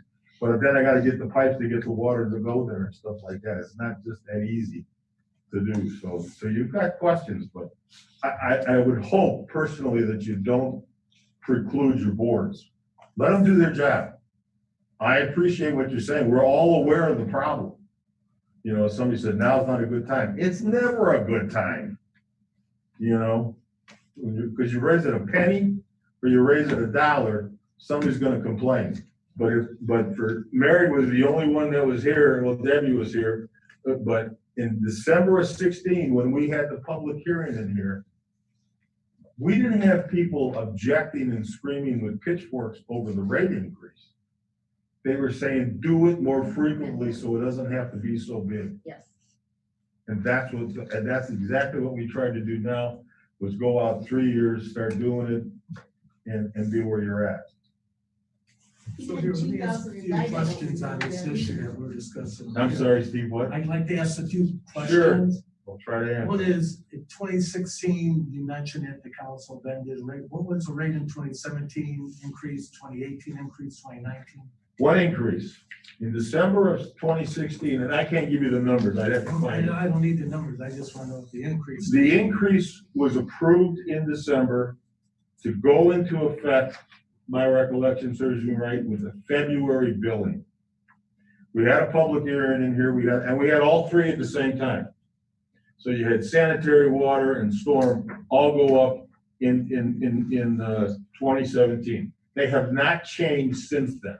Okay, so that the discussion that you had was to bring it up more often, did not occur until now. Well, this is the more often, Once, because you can't really, you can't, as the city of Hammond learned in their rate proposal, I can't say that, okay, I'm raising the rates X in February of 17, and then they're gonna go up 3% in February of 18 and 3%. You can't do that. You gotta go through the process of doing the rate study, even across the board. Now, if we did it here where we're saying we need we're making numbers up, we need a 10% increase.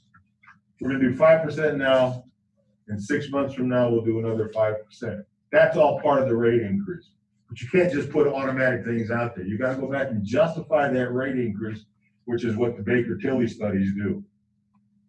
And then you can do it.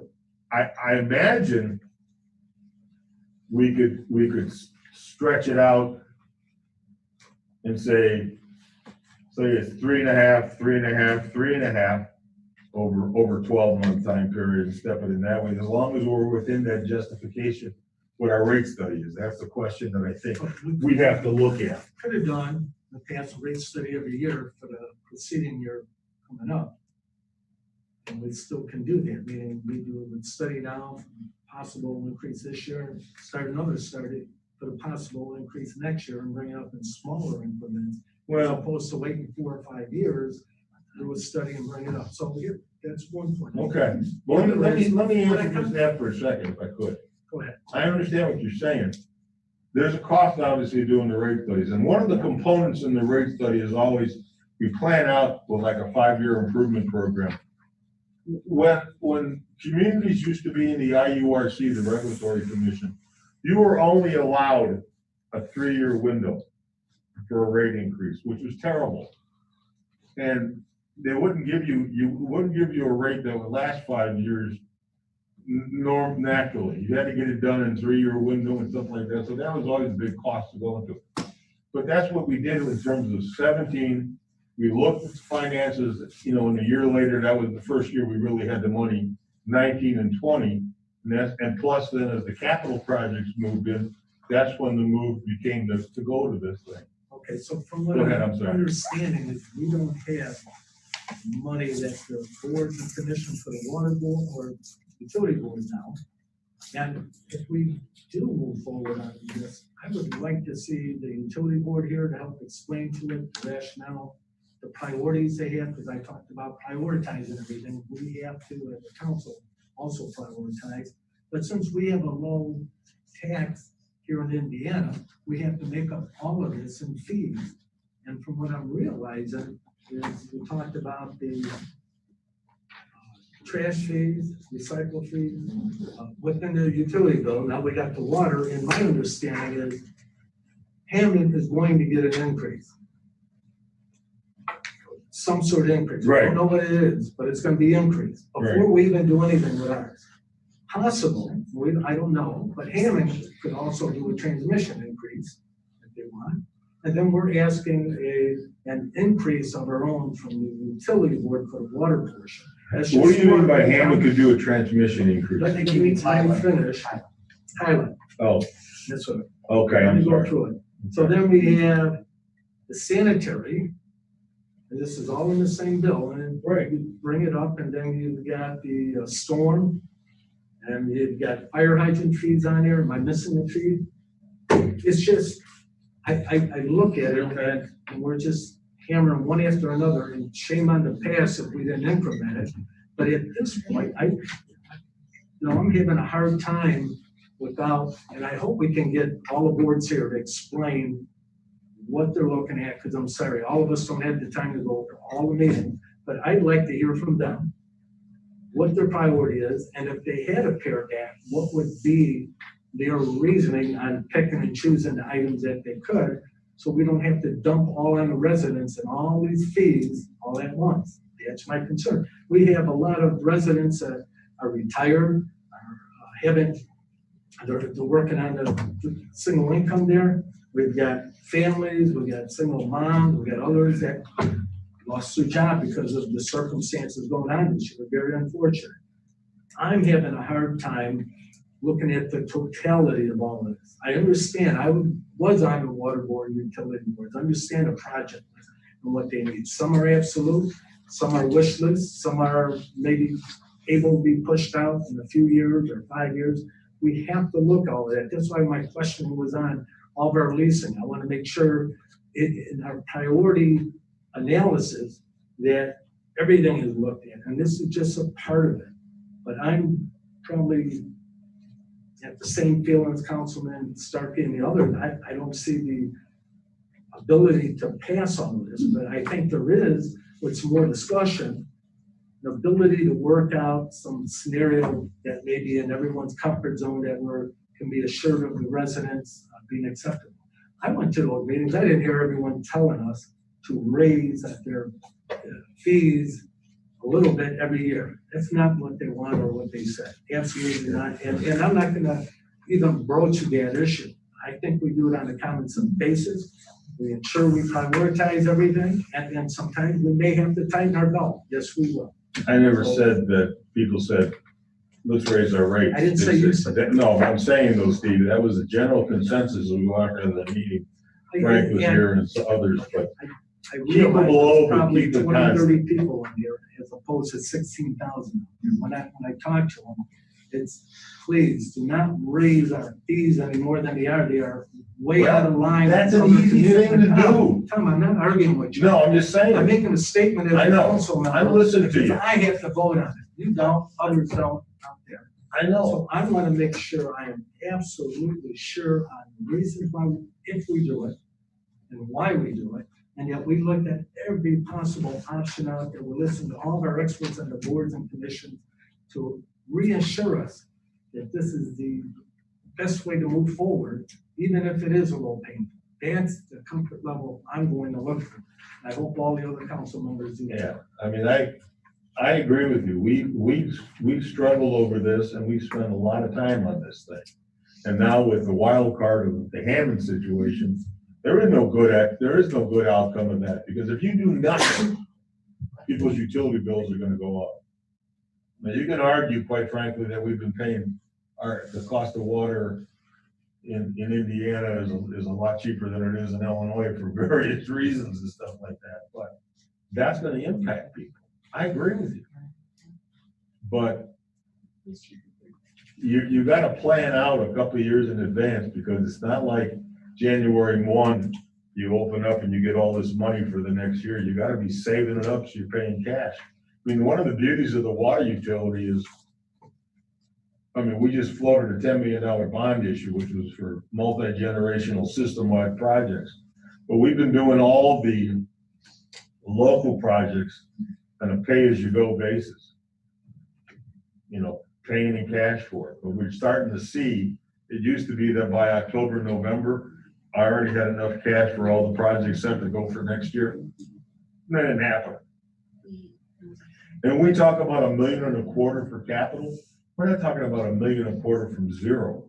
We already have some capital that comes into the improvement fund. we just need to bump that top up a little bit, so it's not as bad. We understand, you know, we don't get any joy out of raising rates or anything, and we certainly get no benefit from it. We gotta listen to all the grief, we gotta listen to your frustrations and everybody else. Councilman Starkey, do you have a question? Yes, again, and this is a study session.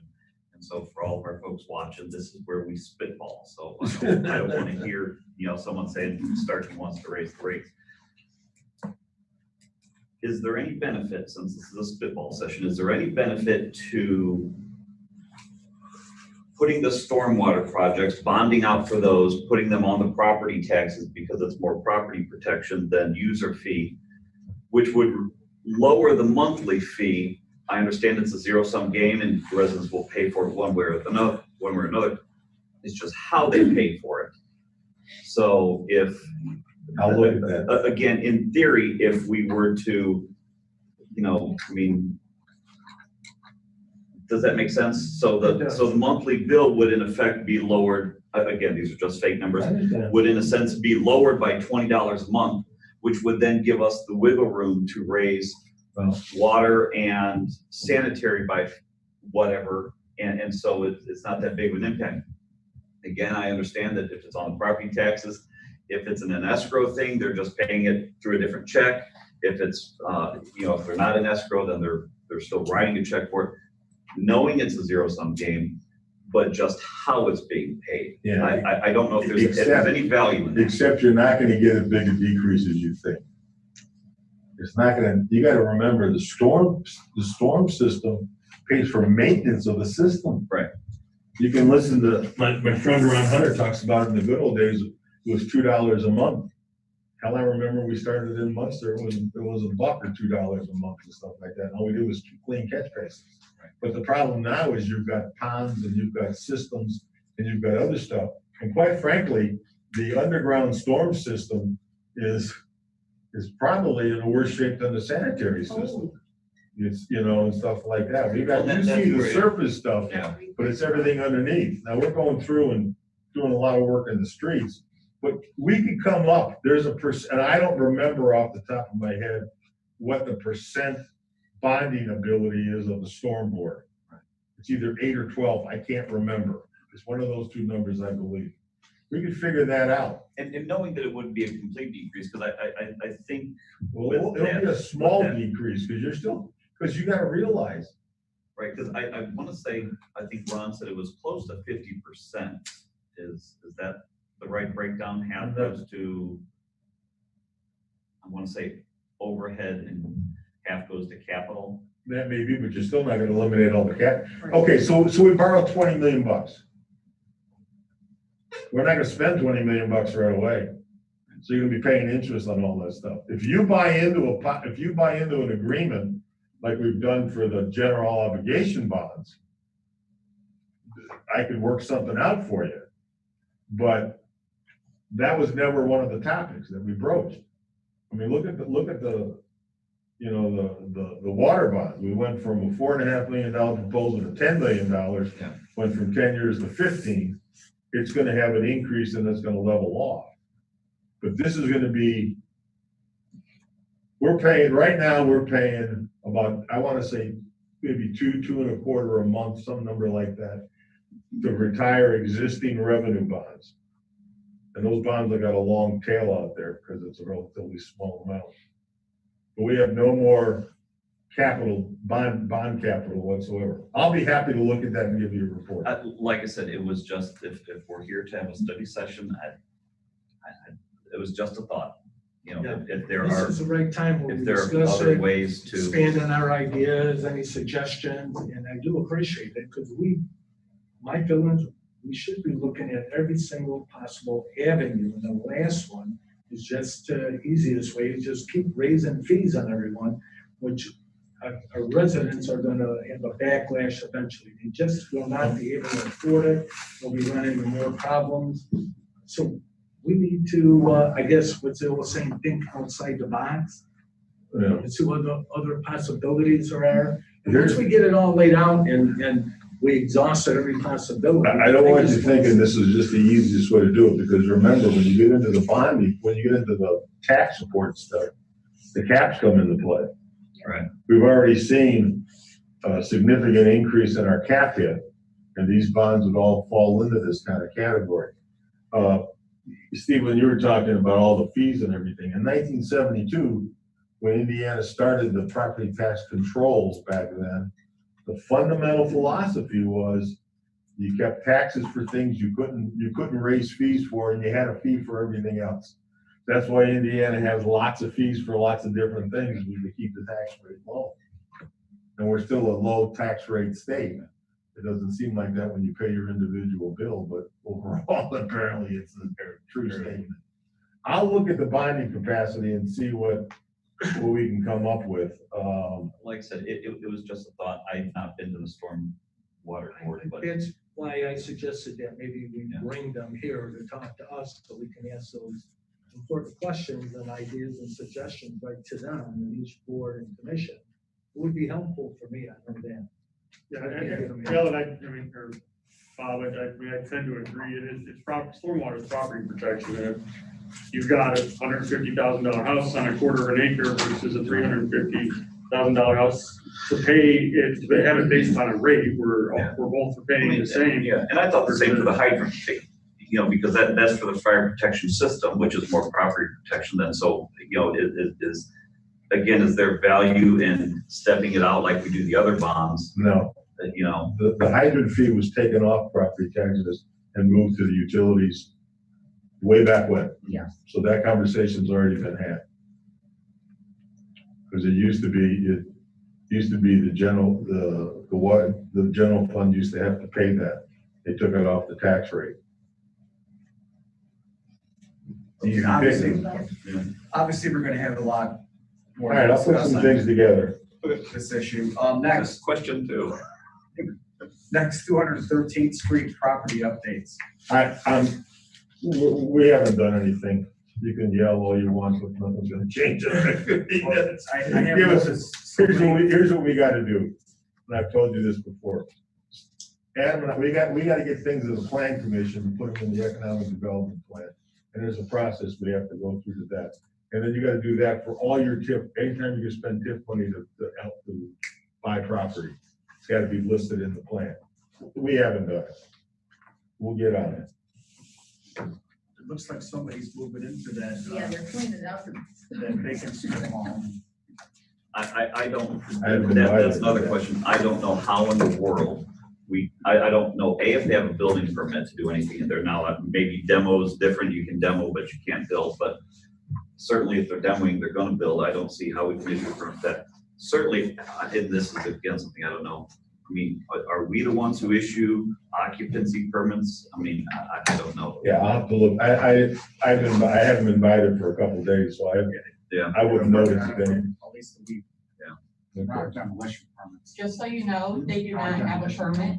Okay. According to them, all the work that they are doing is not requirement of permit. And their business license and zoning have not been signed off on. You have a contact, Jack? We have paperwork up, Brian has paperwork. All right, actually. I'll get on it And we do tomorrow. have demolition permits. Okay. So what kind of timeline are we looking at? Well, we'll look at this particular thing tomorrow and find out what's going on. We'll start the process for the other stuff. If I remember right, there's gotta be some hearings and stuff like that. So the next couple of months, you'll get it. Well, didn't we already got some appraisals for the Speedway property? I got appraisals for the corner. Can't we just make them an offer? Well, we have to have a definite. You have to have a plan to make the offer. The plan has to go through the plan commission and then the council, so the economic development plan. And then that allows you to use TIP. If you make them an offer and they don't accept it, you go through the condemnation process. Well, our plan is to put a park there, so But if I want $500,000 and you're offering me 100, we haven't got a deal. That's my point. It may only be worth 75, you know, but it's a process that we have to go through. Bill and I were close, then Bill left, and Adam and I have had other things going on. We'll get on it. Okay, next, same, well, property acquisition, the Adams House on Steck and the old White Hen. Okay, well, I looked into this question and there's a couple ways you could do this. I don't know if you all remember the Kelo versus City of New London decision that came down from the US Supreme Court in '06, which said that improving the tax base was an acceptable public purpose for condemning property. All sorts of states went up in arms over that, and Indiana was one of them, and we passed a law, IC 3224 4.41, which says it can't be just increasing tax revenue. There has to be an actual public use for it. So there's two ways. Number one, if the town wants to acquire it directly, it goes through the same process as on the 213th Street, where you come up with plans, get a bid, acquire the property, put public parking, whatever you want to do there. The other thing is IC 3224 4.57 allows the town to condemn the property for essentially what I'll call being blighted. That's not a term of art. There's about 7 or 8 different categories. For example, property taxes aren't paid, utilities are cut off, dilapidated, unsanitary, unsafe. But if you're going to do that for a private party to acquire it, you have to pay 150% of fair market value. So it's in the town's financial interest to just acquire it directly. And the same goes for the White Hen. Yeah, after you told us about the Adams House. Right. And your concerns that it was abandoned. But it's not. No, it's not. We found that out within the hour. PD run over there and there's people in there. Oh, and I'm sorry, for White Hen, it's only 100% of fair market value. It's 150% if it's residential, or 125 if it's agricultural. So what do you want us to do? So you put 100% for commercial? Yep, anything that's not agriculture residential is up 100. Which would include 213. Well, you're not condemning that because it's blighted. You're just acquiring that directly for public ownership. So that's fair market value. Could we acquire the White Hen and the house over here for a parking lot, public parking? You can acquire it. You can put a sculpture there if you want, whatever you want to do with it. You know, and I would think in the interest of the hospital that they would want to help us out a little bit with that, because those are the people that smoke, that park their cars over there. You know, and it's the entrance to town. The beautiful hospital, and then we have that on the corner. Well, the White Hen property, they don't take care of that at all. No. There's an old 55-gallon drum laying outside of the building. There's a bit tires, weeds. There's birds flying in and out of the room. That place needs to go. And obviously the hospital's not going to act on it. So the question is, do you want to condemn it for being dilapidated, or do you want to acquire it directly? What do you think would be easier? I'm afraid if we use the dilapidated argument, we might lose on that. Well, I mean,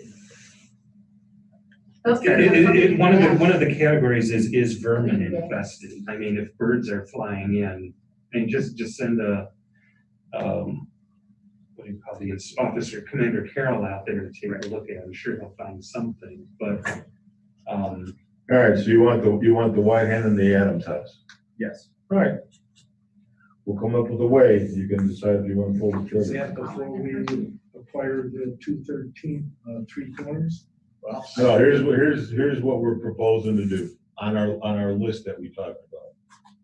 And I've given you this stuff before. We're just adding 2 more. The 3 corners, the three parcels on 213th. On 213th, I'm sorry, the strip mall and the other 2 pieces of property. Properties we need for the 2-stage ditch will also include the houses going north of the 2-stage ditch. That would be where the town hall would end up being. I'll throw these two in there too. Doesn't mean you gotta buy them tomorrow or today, but that's but you gotta get them in that plan, Okay. is what I'm saying. We're about, there's one more, Okay, now's the time to make the list. Everly Park, that's been on the list. Oh, that that one I don't think we need to condemn, that could be a private purchase. No, we're just talking all the property. Yeah, but that's getting used by bond funds, so it's a little different process. We got that in the bond funds. That's just getting the appraisal and making, that's gonna be a private transaction. He's He's not gonna, he wants us to do it under the threat of condemnation, so it takes some of the heat off of, probably from his neighbors. Or his Yeah, residents. one of his neighbors has threatened him, so he wants to do a friendly and big domain. Yeah, which is how a lot of eminent domains end up. But the difference is, we've got money in the bond issue for that. So there's a process for that. So all these other properties, we're gonna put in the economic development plan. And you'll have a list of all the addresses. What you'll be adopting is really a simple page, Steve, with, these are properties that are, and we can throw in properties all over town. Doesn't mean you're gonna buy them. Just means that they're eligible to be bought. Then after the planning commission approves, it goes to the council for approval, then we can prioritize on which ones we're gonna do first. Well, we kind of already did prioritize, and that was 213th was 213th, and then the next priority was the two-stage ditch, because you were buying that for the storm board. Okay, and we need to get that because we're gonna start construction this year. But then we can throw in these other ones. I would say the ones at the end would be the stuff north of the two-stage ditch, because for town hall, because who knows when we're gonna go there, but we'll put them on that list. Are we And then not quite frankly, with the hospital on property for flood control out there? Yeah, they agreed to Yeah.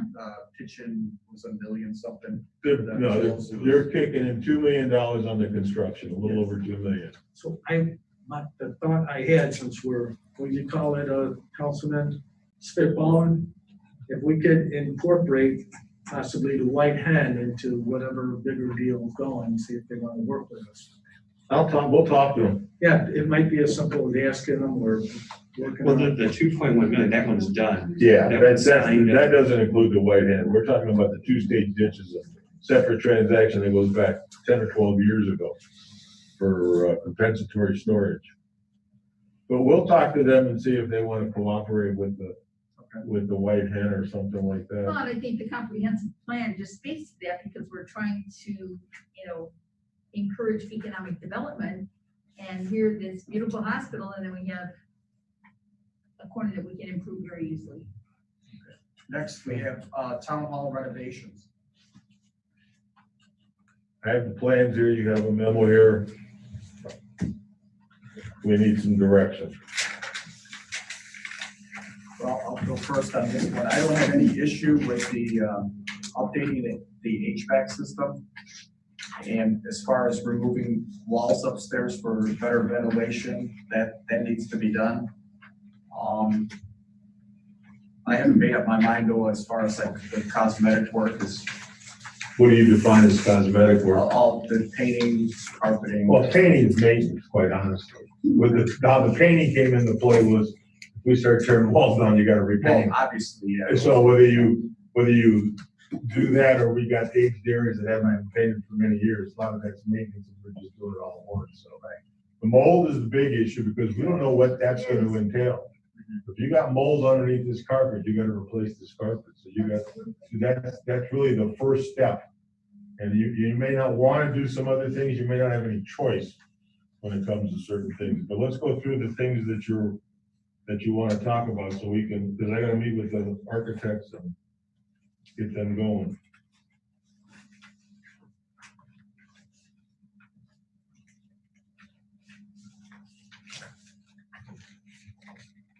Is there any thought about contacting EPA to come in and evaluate the mold problem?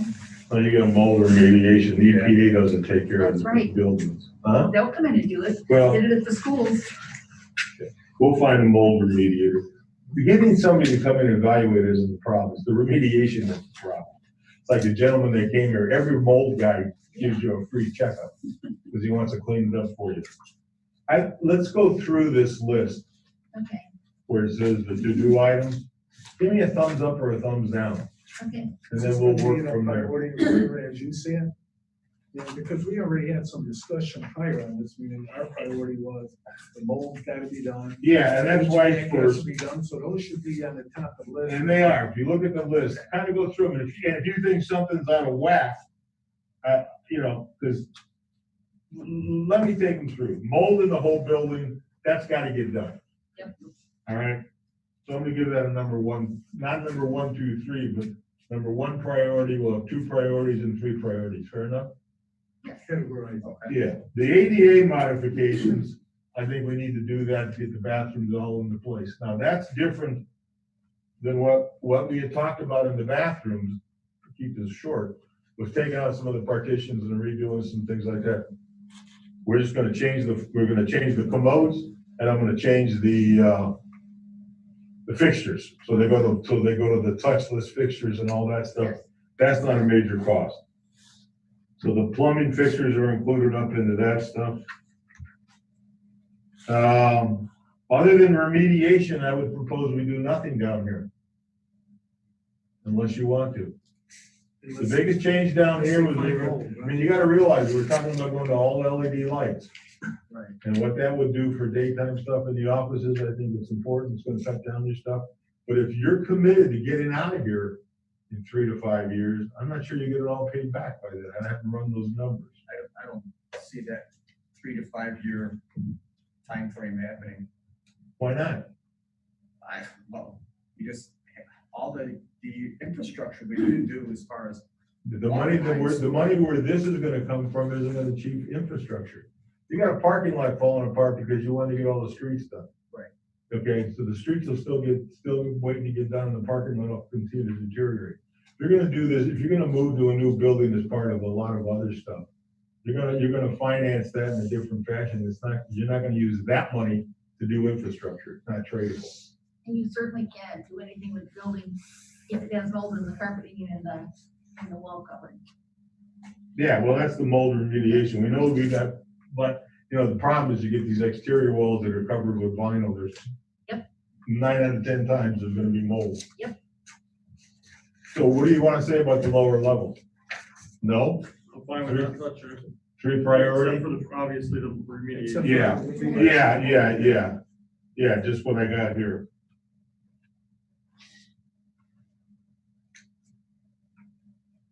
Painting, we'll do painting this way. We've got, depending on what you want to do with moving walls and stuff like that, we'll look at that. The painting, again, is a maintenance item. We're doing the painting, and that's included in here was because we were tearing walls apart and going back and doing stuff. We weren't going in, like my office has been painted in the last couple of years, and redoing it. That's been painted. There's some places that have been painted for a long time. You know, that kind of stuff. So we're not, I don't want you to think we're going through and repainting everything. We were talking about all new carpeting, but that of course would be dependent upon the mold, as opposed to just tearing carpeting up. No changes in the rotunda? No. Okay.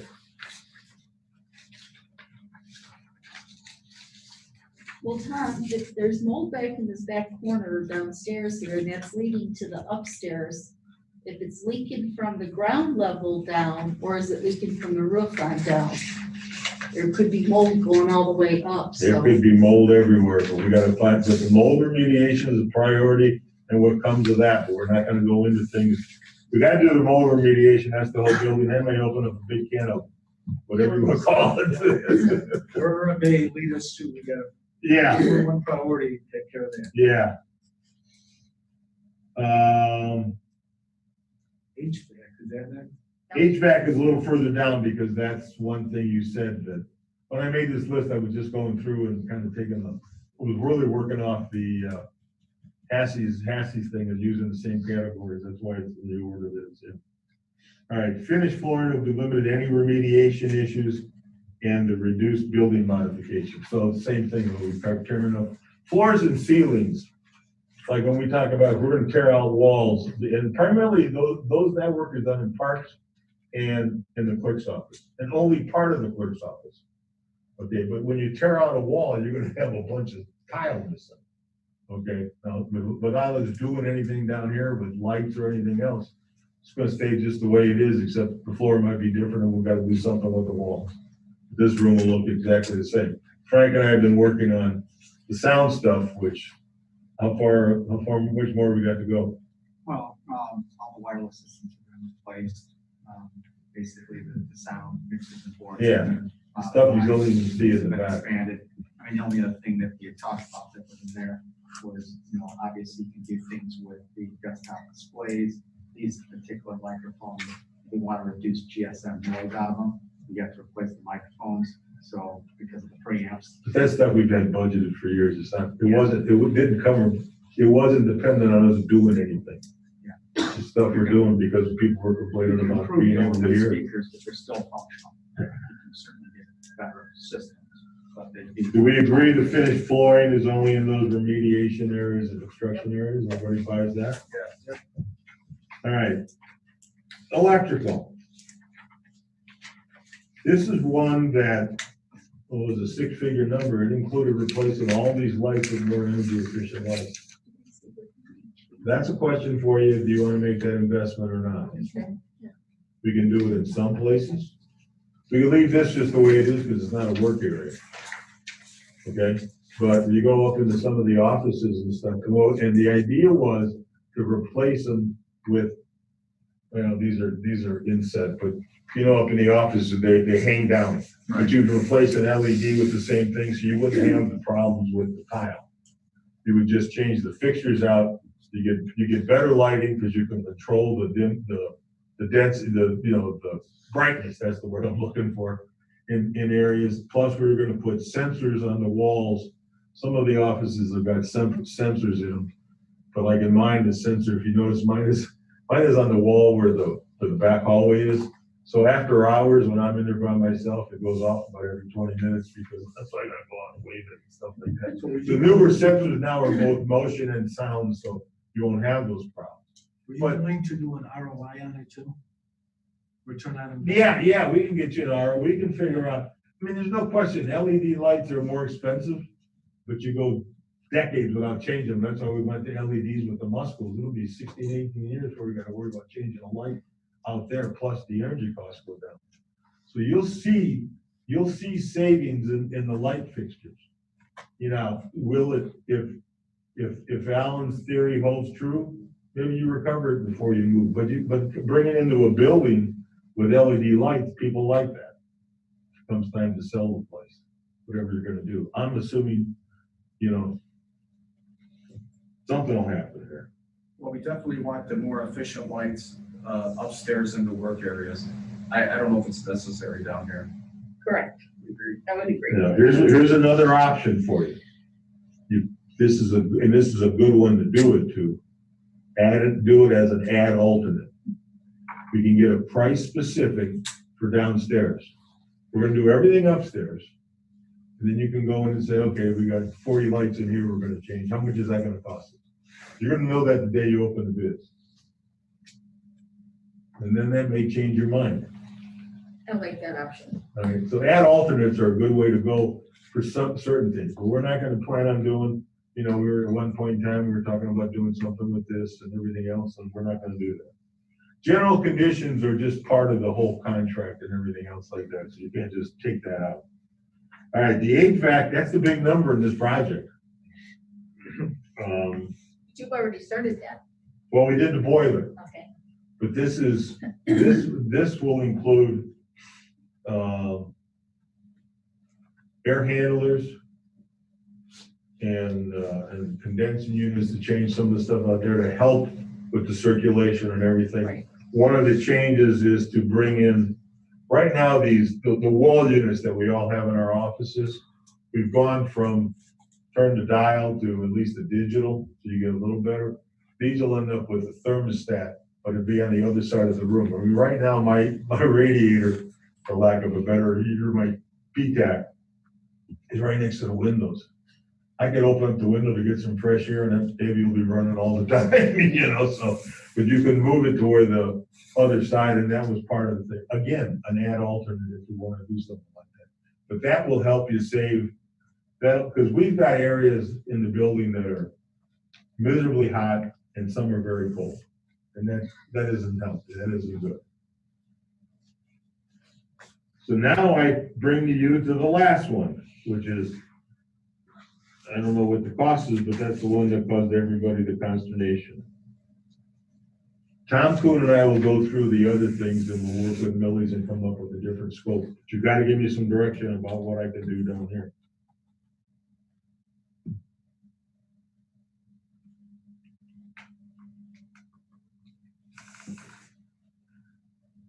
Well, I think, it's been that way for a long time, chopped up into small areas, is really to see if he has any suggestions on how to do that a little bit more efficiently. So Yeah, he did. He drew up a set of there. plans to do that. There's nobody left. Right. Many of the offices aren't changing in the clerk's office. And as Debbie tried to describe before, that piece was chopped up and was cut up before and stopped the airflow. Yep. I've got people in the back, which used to be a 3-person office, is now down to 2, so that they're spread, but they got P-tax back there, but it's a dead airspace. So between making the walls 3/4 or half, whatever you want to call them, and the new HVAC, that should resolve that problem. We were gonna take out one of the windows in the front, then we weren't, but I think we're gonna leave it just the way it is. So that leaves off anything else into there. Debbie, what else were we doing over there? Really, that was it, and then the carpeting, because we found more mold in the Well, carpeting in the kitchen So- area. It was saturated, and the walls were saturated when we pulled out the So we'll look at all refrigerator. that. So that's what we're doing in the clerk's office. Michael, describe your little wing of the building, what it's like. And there's a hallway down Debbie's. When you get in Debbie's cubicle in that wing, there's a hallway that goes to the back. Then there's another hallway, and then there's the park department. And Frank, what did they do to create, when they renovated? Dave, you were The original hallway was there, and then we went ahead, that ran to the center of the station. And then they created a secondary hallway inside the park department, break it out in offices. Then they took part of what was dispatch, broke the radio one into 2, created the north portion of it that became the MDF. Which we'll talk about moving, and of course that was then moved from the park If department. you know where the park window is, and you visualize there's a door off to the right, that's where Frank has got a bunch of his servers, his communications, his equipment in there. What we want to do is take that stuff and move it downstairs. That would then allow us, now, Mike, explain what we were talking, you familiar enough with what was gonna happen? Yeah, so we're Frank's and family would open that up, extend it out and create 6-7 workstations, some additional storage, wall storage, underneath storage as well. The one thing we lack everywhere within the park department, I mean, now that we're getting the bays is storage to put everything. I mean, there's stuff upon stuff upon stuff, just going through the skinny hallway. And we have a skinny hallway, then we have a super skinny hallway. So it's just very cramped. That's all. Alice, the lady that sits up in front, on the other side of that wall, we're gonna open that whole area up. Right. Moving Frank's stuff down. When Mike talked about workstations, the idea was to put some cabinetry in there, some laminate in there, so that when they've got their summer people, they have a place to work at. Okay, and that type of stuff. So we can look at those things, and again, it's add alternates. You can see exactly what it is. I mean, you got an estimate from Hassie. It was supposed to be high. You know what I mean? You don't want that estimate to be the low bid. Our bids have been coming in good. It's going to be disruptive however we do this. Because another cost maybe was if we end up with temporary relocations and stuff like that. I don't know how that's going to work out. But I think if you let us put it together, I'll bring it back and I'll have Tom. We'll come in here. We'll brainstorm. What we can do is add alternates so you can pick and choose. I think, that way, because if it comes in and it's 50 grand, you say, that's okay. It's 250 grand. Maybe we think of something else, because For me, it's throwing good money at bad money. At some point, there's diminishing returns and we need to look at our, seriously talk about what are the future options. Well, I don't disagree, but we also gotta live here, and if Alan's talking about, you gotta make a commitment at some point in time, there's no question about it. If you were telling me we're out of here in 2023, it'd be a whole different set of recommendations. There's a lot we could live with except for the mold and the HVAC. I mean, I think we gotta do that stuff just for day-to-day comfort. And the bond of 2019, which has 72,000 still left in it, in section Exhibit A and 3, it had the HVAC unit system, lighting, flooring, space allocation in the clerk's office. It even had exterior painting of the building in there. Debbie, that was a placeholder, and I know the it was, money but it comes was from still other in the places. 2019 So we gotta bond. spend other places. We've been talking about doing this stuff since 16 actually. Okay, last item, set up tour for Fire Station 2. 10 o'clock, meet me at the trailer. Okay, Any other questions? I want to bring one thing up, and I'll be as brief as possible. For those of you who are at the Plan Commission meeting this month, it was kind of a Wild West scene, and there were issues that came up, to put it mildly, beyond what Robert's rules are designed to deal with. So what I propose to Mr. Brown is creating rules of procedure before the commission as far as submitting exhibits, marking them, exchanging them like we do in court. What I would like to do is try it out with the Plan Commission, see what needs to be tweaked, and then maybe make it a town-wide ordinance to apply to all evidentiary hearings before all boards and commissions, so we don't have a repeat of what we saw, and with attorneys coming unannounced and springing new issues on. That way you enter appearance ahead of time. There's an exchange of exhibits, there's briefing if requested, and it happens more orderly than it did this one.